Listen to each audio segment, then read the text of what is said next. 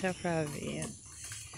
Tapos na yung pagka-harvest ng palay. Ngayon naman ay araw ng bilad-bilad ng palay. Diba? Ayan.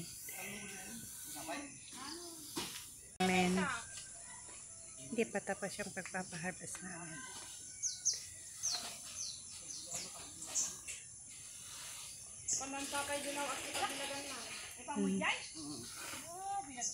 OMG.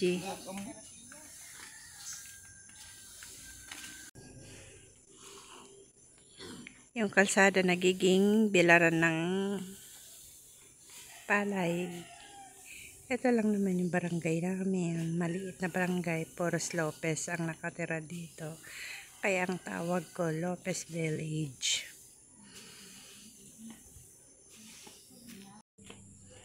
Everywhere. Palay.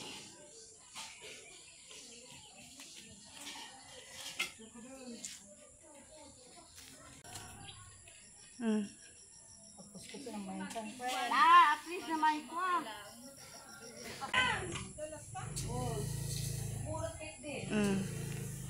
Kahit sa loob na ng area ng may area na bilaran. Pati dito na. O yan. Hindi kaya. Kasi occupied na ang kalsada. Wala nang anuhan ng motor. Wala nang dadaanan ng motor. Kaya dito sa terrace namin, sa family house, dito sila nagbilad.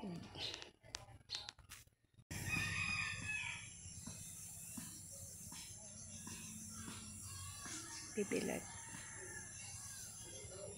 Ang kate. Ayan, diba?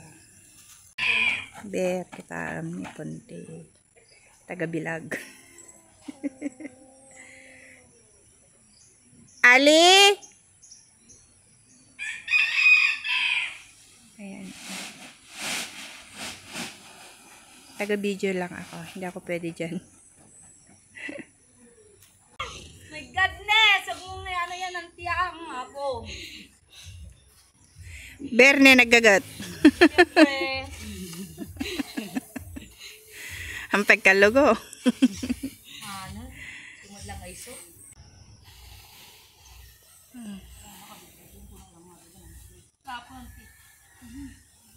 Yan o, marami pa silang ibibilad. May parating pa.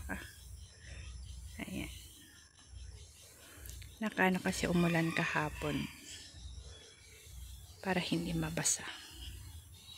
Mating na yung dalawa. Nagpa-check up.